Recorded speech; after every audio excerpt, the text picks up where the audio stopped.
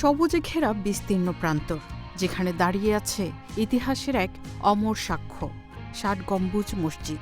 যেন সময়ের সঙ্গে প্রতিযোগিতা করে টিকে থাকা এক স্থাপত্যের বিস্ময়। ১৫ শতকে নির্মিত এই মসজিদটি বাংলাদেশের দক্ষিণাঞ্চলের বাগেরহাট জেলায় অবস্থিত। নির্মাতা ছিলেন তুরস্ক থেকে আগত মুসলিম সাধক ও শাসক খান জাহান আলী।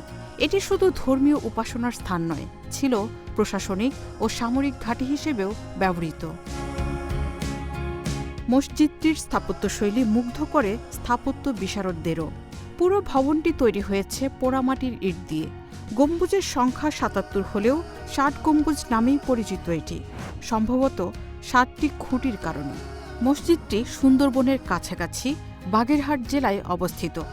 সবুজ প্রকৃতি ও ঐতিহাসিক পরিবেশ মিলিয়ে এটি একটি মনোমুগ্ধকর দর্শনীয় স্থান। ইসলাম ধর্ম প্রচারের